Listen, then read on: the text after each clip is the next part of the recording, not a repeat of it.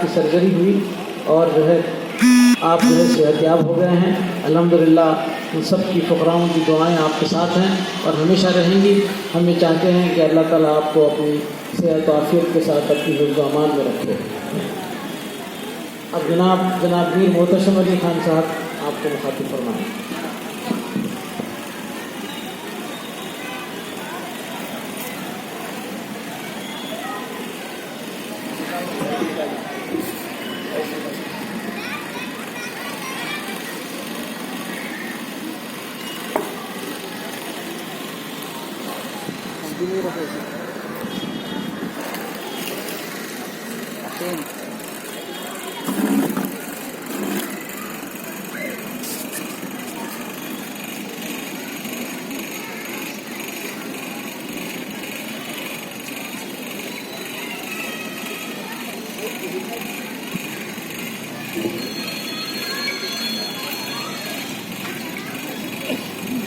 السلام علیکم ورحمۃ اللہ وبرکاتہ۔ اعوذ باللہ من الشیطان الرجیم، بسم اللہ الرحمن الرحیم۔ رب اشرح لی صدری ویسر لی امری واحلل عقدۃ من لسانی یفقہوا قولی۔ اما بعد، یا ایھا الذین آمنوا اتقوا اللہ حق تقاتہ ولا تموتن الا وانتم مسلمون۔ یا ایھا الذین آمنوا اتقوا اللہ وقولوا قولا سدیدا ومن یطع الرسول فقد اطاع اللہ۔ توبوا الی اللہ جميعا ایھا المؤمنون ان اللہ یحب التوابین ویحب المتطہرین۔ ساری تعریف و تسبیح رب الارباب کے لیے ہے، جو رحمان ہے، جو رحیم ہے، جو حی القیوم ہے، جو زندگی کا دینے والا ہے اور موت کا دینے والا ہے۔ انگنت درود ہمارے نبی محمد مصطفیٰ صلی اللہ علیہ وسلم پر۔ اللہم صلی علی محمد وعلی آل محمد کما صلیت علی ابراہیم وعلی آل ابراہیم انک حمید مجید۔ اللہم بارک علی محمد وعلی آل محمد کما بارکت علی ابراہیم وعلی آل ابراہیم انک حمید مجید۔ سب سے پہلے میں اللہ تعالیٰ کا شکر ادا کرتا ہوں کہ اللہ تعالیٰ نے آپ لوگوں کے بیچ یہاں پر بات کرنے کا مجھے موقع دیا ہے۔ میں خاص طور پہ قاری مدثر صاحب کا شکریہ ادا کرتا ہوں اور یہاں کے آرگنائزر کا، جنہوں نے مجھے یہاں پر مدعو کیا ہے، اور اللہ اور اس کے رسول کی بات کرنے کے لیے میں آپ لوگوں کے سامنے یہاں پر آیا ہوں۔ انشاءاللہ میں کوشش کروں گا کہ پیارے نبی صلی اللہ علیہ وسلم کی سیرت کے بارے میں بات ہو۔ میں کوشش کروں گا کہ آج کا جو معاشرہ ہے اس کے حساب سے ہم کو کس طریقے سے زندگی گزارنا چاہیے اور کیا ہمارے ساتھ ہو رہا ہے، اس کے اوپر میں بات کرنے کی کوشش کروں گا۔ اور میں آپ تمام لوگوں سے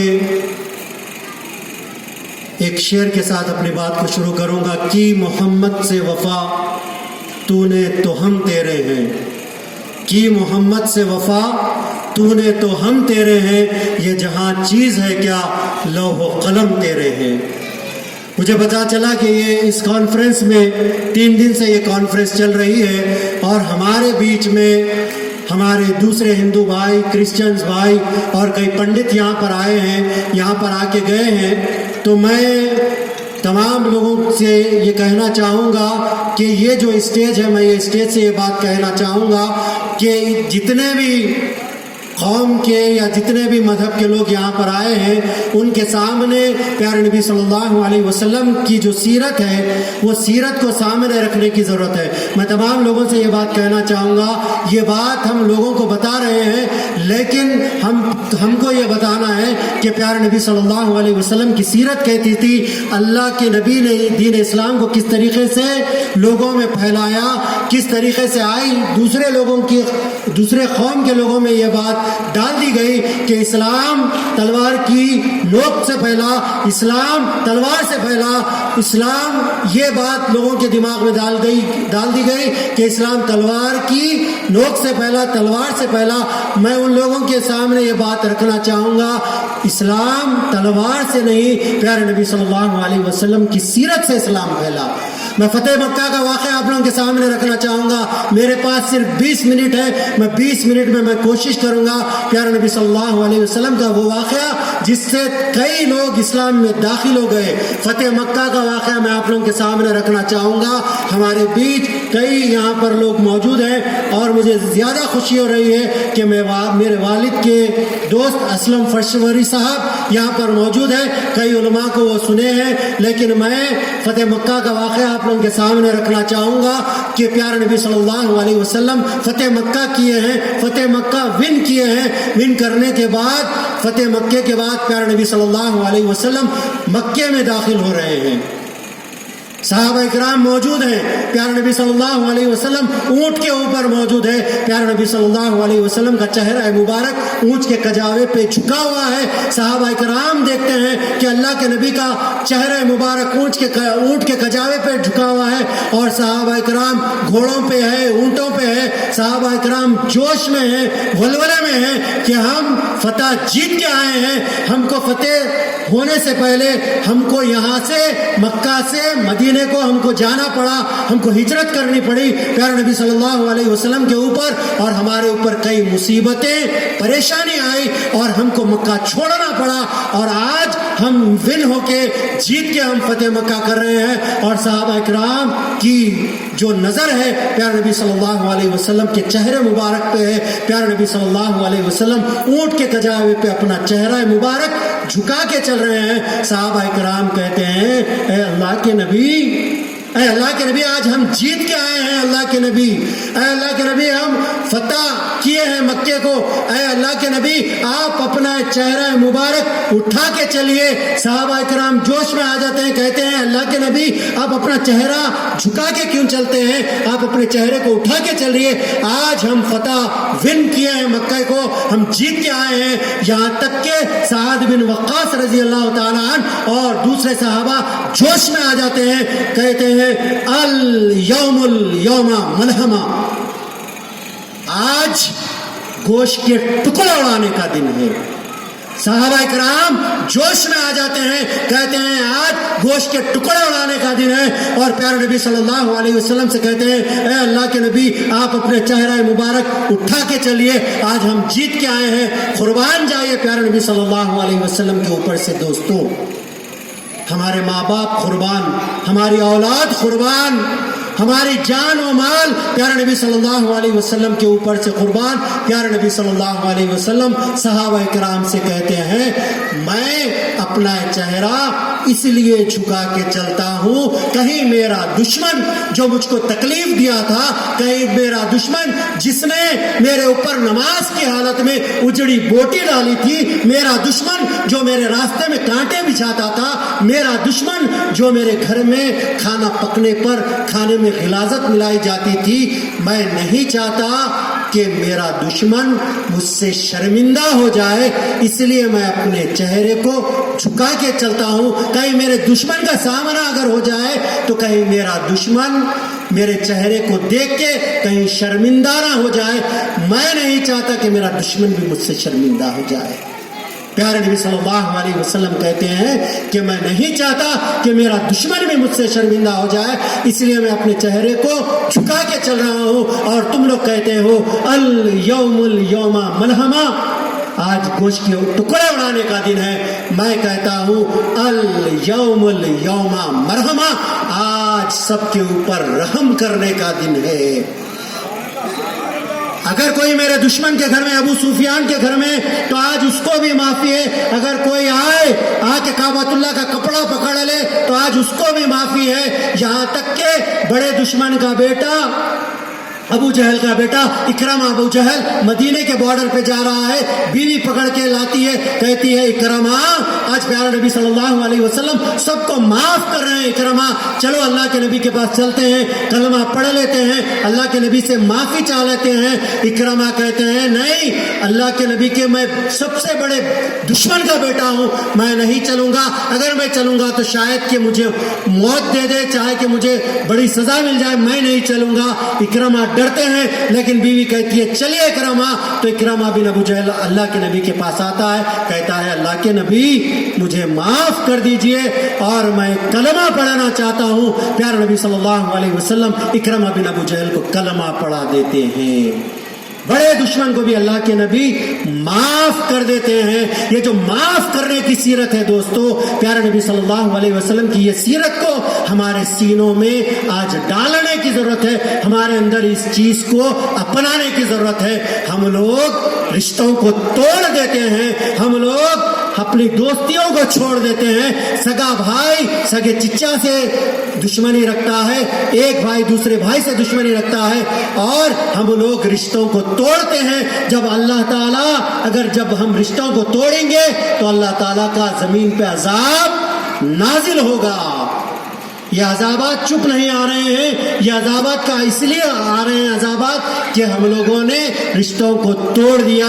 پیارے نبی صلی اللہ علیہ وسلم اکرمہ بن ابو جہل کو کلمہ پڑھا دیتے ہیں، پھر اس کے بعد پیارے نبی صلی اللہ علیہ وسلم مکے میں انٹر ہوتے ہیں، دیکھتے ہیں عثمان جو پیارے نبی صلی اللہ علیہ وسلم کو اس وقت مکے میں داخل ہونے نہیں دیا تھا عمرے کے لیے، عثمان بن الیاس جنہوں نے اللہ کے نبی کو عمرہ کرنے نہیں دیا تھا، عثمان بن الیاس دیکھتا ہے پیارے نبی صلی اللہ علیہ وسلم انٹر ہو رہے ہیں، عثمان بن الیاس ڈر جاتا ہے، کعبۃ اللہ کی چابی لیتا ہے، لے کے آ کے پیارے نبی صلی اللہ علیہ وسلم کے سامنے پیش کرتا ہے، کہتا ہے کہ آپ جیت کے آئے اللہ کے نبی، یہ آپ کو کعبۃ اللہ کی چابی ہم دینا چاہتے ہیں۔ پیارے نبی صلی اللہ علیہ وسلم کہتے ہیں جیسے ہی عثمان بن الیاس دیتا ہے، اللہ کے نبی کو وہ منظر یاد آ جاتا ہے کہ عثمان بن الیاس نے مجھے مکے میں داخل ہونے نہیں دیا تھا، لیکن اللہ کے نبی اس کو بھول جاتے ہیں اور عثمان بن الیاس کے ہاتھ میں چابی دے کے کہتے ہیں کہ آج یہ جو کعبۃ اللہ کا خفل ہے اس کو تم لوگوں کے ہاتھوں سے کھلنے کی عادت ہو چکی ہے، عثمان یہ چابیاں تمہارے پاس ہی تمہارے خاندان والوں کے پاس رہے گی، جب تک قیامت تک یہ چابیاں تم لوگوں کے پاس رہے گی۔ جیسا ہی اللہ کے نبی عثمان بن الیاس کو چابیاں دیتے ہیں، جتنے لوگ وہاں پر رہتے ہیں سارے کے سارے لوگ پڑھنا شروع کر دیتے ہیں، اشہد ان لا الہ الا اللہ واشہد ان محمدا عبدہ ورسولہ۔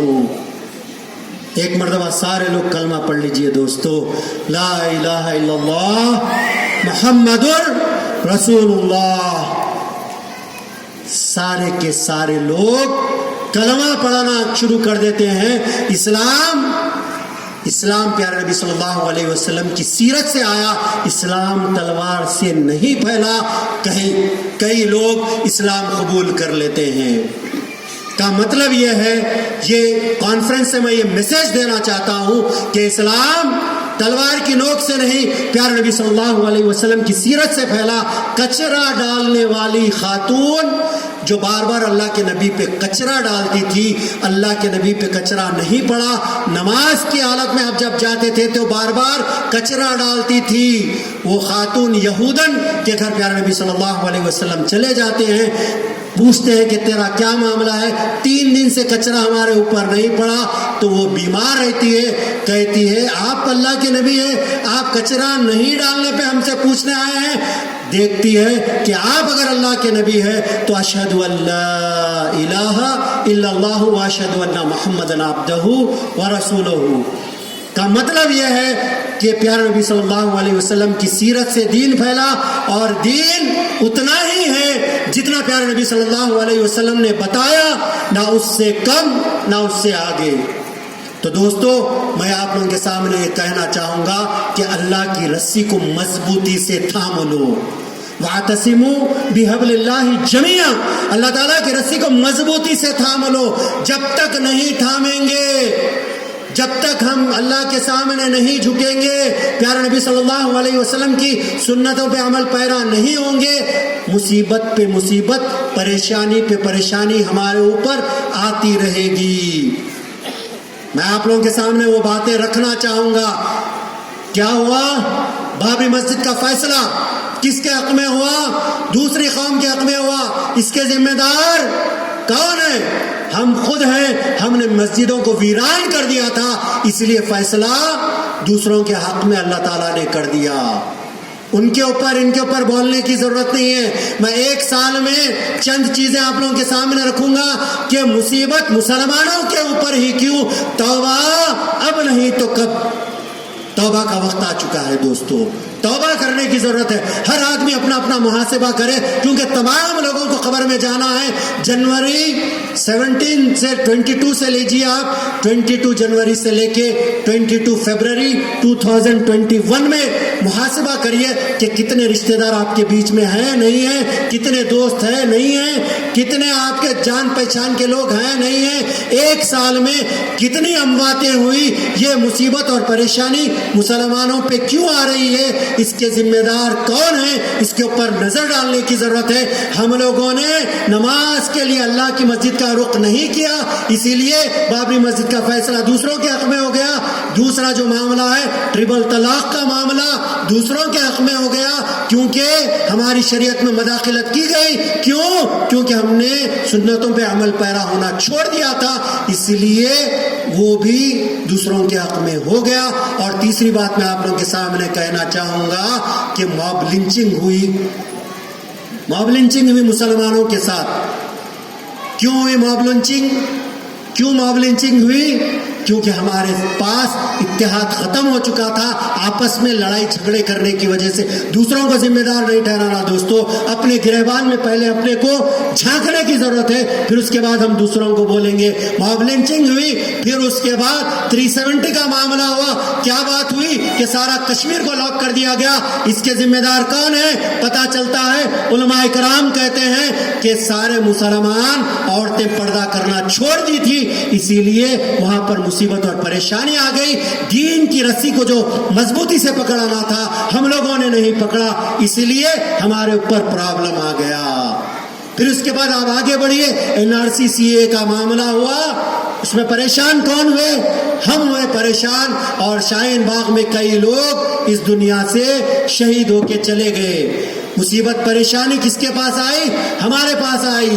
پھر اس کے بعد کووڈ-19 کا معاملہ آیا۔ کووڈ-19 میں ہم لوگ دیکھتے ہیں کہ مسلمان تبلیغی جماعت کے مسلمانوں نے کووڈ کو انڈیا میں پھیلایا، اس بات کو زیادہ سے زیادہ میڈیا پھیلانے لگا اور ہم کو پریشان اور پریشانی مسلمانوں کے اوپر آئی۔ چھٹویں بات، حیدرآباد کی بارش۔ میں آپ لوگوں کو یہ اس لیے بتانا چاہتا ہوں کہ ہم لوگوں نے اللہ کی مسجدوں کو ویران کر دیا اور اللہ تعالیٰ نے ہمارے اوپر مصیبت اور پریشانی ڈال دی۔ اس کے بعد بھی مسلمان آج سدھرنے کے لیے تیار نہیں ہے دوستو۔ حیدرآباد بالکل سیف شہر ہے، حیدرآباد بالکل پیسفل شہر ہے اور یہاں پر کچھ نہیں ہوگا۔ اس طریقے سے بارش آئی، اللہ تعالیٰ نے بتا دیا حیدرآباد میں بھی بارش سے ہم 33 لوگوں کو ہلاک کر سکتے ہیں۔ لوگوں کے گھروں میں جب چاہے ہم پانی کو داخل کر سکتے ہیں۔ یہ قیامت صغریٰ تھی، لیکن مسلمانوں نے نہیں سوچا کہ یہ مصیبت پریشانی ہمارے اوپر کیوں آ رہی ہے۔ آپ لوگ نظر ڈالیے کہ مصیبت اور پریشانی اس لیے آ رہی ہے، یہ اللہ کے عذابات کے اشارے ہیں۔ اگر اب بھی مسلمان نہیں سدھریں گے، اب بھی مسلمان اللہ کی مسجدوں کو آباد نہیں کریں گے، اب بھی مسلمان فجر کی نماز میں اللہ کی مسجدوں کو آباد نہیں کریں گے، اگر اب بھی مسلمان توبہ نہیں کریں گے، تو آپ لوگوں سے میں کہنا چاہوں گا وقت ختم ہو چکا ہے، قیامت کی ساری نشانیاں آ چکی ہے۔ اگر محاسبہ کرنا ہے، اگر دیکھنا ہے، اپنے آپ کو دیکھیے کہ آج فجر کی نماز آپ بستر پہ جب جاتے ہیں اپنا محاسبہ کریے کہ آج میں نے فجر کی نماز پڑھی یا نہیں پڑھی، آج میں نے ظہر پڑھی نہیں پڑھی، عصر مغرب عشاء آپ اپنا محاسبہ کریے کہ آج پیارے نبی صلی اللہ علیہ وسلم کے اوپر جو قرآن اتری تھی، کیا میں نے قرآن کی تلاوت کی؟ فجر کے بعد کیا میں نے اللہ کے کلام کو کھولا، یا میں صرف رمضان ٹو رمضان میں صرف قرآن کو کھولتا ہوں؟ میں میری بہنوں سے بھی ماؤں سے بھی کہنا چاہوں گا اس کے اوپر محاسبہ کرنے کی ضرورت ہے کہ یہ قیامت کے آثار آ چکے ہیں۔ ہم اب تمام لوگوں کو چاہیے کہ اللہ کے حضور میں توبہ کریں، کیونکہ جب بندہ توبہ کرتا ہے تو اللہ تعالیٰ توبہ کو قبول کرتے ہیں۔ توبہ کا وقت آ چکا ہے دوستو، توبہ کرنے کی ضرورت ہے، توبہ کا وقت آ چکا ہے۔ قرآن اس کے بارے میں کیا کہتا ہے؟ ان اللہ یحب التوابین ویحب المتطہرین، جو لوگ اللہ سے توبہ کرتے ہیں، جو لوگ پاکیزگی اختیار کرتے ہیں، اللہ تعالیٰ کہہ رہے ہیں کہ میں ان سے محبت کرتا ہوں۔ کیا آپ اور ہم نہیں چاہیں گے کہ اللہ ہم سے محبت کرے؟ کیا آپ اور ہم نہیں چاہیں گے؟ بولیے، چاہیں گے نہیں چاہیں گے؟ اگر اللہ ہم سے محبت کرنا ہے تو میں تمام لوگوں سے کہنا چاہتا ہوں، توبہ کا وقت آ چکا ہے، دعا کا وقت آ چکا ہے، اللہ کے سامنے گڑ گڑانے کا وقت آ چکا ہے، اللہ کے سامنے رونے کا وقت آ چکا ہے۔ اللہ کے سامنے روئیے، گڑ گڑائیے، اللہ سے توبہ کیجئے، کیونکہ اللہ تعالیٰ کہتے ہیں توبوا الی اللہ جمیعا ایھا المؤمنون، تم سب کے سب مل کے توبہ کرو اگر تم مومن ہو۔ اسی لیے دوستو آپ لوگ توبہ کا اہتمام کیجئے، توبہ کریے، کیونکہ پیارے نبی صلی اللہ علیہ وسلم کے پاس ایک بدو صحابی آتے ہیں۔ ایک واقعہ سناتے ہوئے میں اپنی بات کو ختم کروں گا، میرا وقت ہو چکا ہے۔ پیارے نبی صلی اللہ علیہ وسلم کے پاس ایک بدو صحابی آتے ہیں، آ کے کہتے ہیں اللہ کے نبی دور جاہلیت میں مجھ سے بہت بڑے گناہ ہوئے تھے، اللہ کے نبی کیا اللہ تعالیٰ میرے سارے گناہوں کو کیا اللہ تعالیٰ معاف کر دے گا؟ تو پیارے نبی صلی اللہ علیہ وسلم کہتے ہیں کہاں تم گناہ تو سناؤ، میں تم کو کہوں گا تم گناہ تو سناؤ، کیا تم سے گناہ ہوا؟ تو وہ کہتے ہیں اللہ کے نبی میں اگر آپ کے سامنے وہ گناہ سناؤں گا تو آپ بھی مجھے معاف نہیں کریں گے۔ اللہ کے نبی کہتے ہیں کیا گناہ کیا، سنا تو صحیح۔ اللہ کے نبی کہتے ہیں اللہ کے نبی دور جاہلیت میں کہیں باہر سفر کر رہا تھا، میری بیوی حاملہ تھی، تو میری بیوی سے میں نے کہا کہ اگر بیٹا ہوا تو زندہ رکھنا، اگر بیٹی ہوئی تو زندہ دفن کر دینا۔ اے اللہ کے نبی میں یہ کہہ کے گیا ہی تھا، میں 1 سال 1.5 سال کے بعد آئے بعد پوچھا کیا معاملہ ہوا، تو میری بیوی نے کہا کہ بیٹی ہوئی تھی، ہم نے اسے زندہ دفن کر دیا، جبکہ میری بیوی نے میری بیٹی کو بہن کے پاس پالنے کے لیے چھوڑ دیا تھا۔ اللہ کے نبی پیارے نبی صلی اللہ علیہ وسلم سنتے ہیں اور وہ کہتے ہیں، صحابی کہتے ہیں کہ اللہ کے نبی جب میں وہ بچی سے کلوز ہو گیا تو میری بیوی نے کہا کہ یہ میری بہن کی بچی نہیں ہے، یہ ہماری بچی ہے۔ اللہ کے نبی جیسے ہی میں سنا کہ یہ ہماری بچی ہے، اے اللہ کے نبی میں نے اس بچی کو لے کے میں بیچ میدان میں گیا۔ جب میں بیچ میدان میں جا رہا تھا تو اے اللہ کے نبی میری بچی مجھ سے کہہ رہی تھی اے ابو مجھے کہاں لے جا رہے ہیں؟ اے اللہ کے نبی اس وقت بھی مجھے رحم نہیں آیا، میں اس کو بیچ میدان میں لے گیا، میں گڑھا کھودنے لگا، میری بچی میرے کپڑے سے وہ دھول کو مٹی کو صاف کر کے کہہ رہی تھی اے ابو آپ کے کپڑوں پہ مٹی لگ رہی ہے۔ اے اللہ کے نبی تب بھی مجھے رحم نہیں آیا۔ اے اللہ کے نبی میں نے گڑھا کھودا اور گڑھا کھودنے کے بعد اے اللہ کے نبی میں نے اس گڑھے میں اس بچی کو ڈالا اور میں نے اسے زندہ دفن کر دیا۔ اے اللہ کے نبی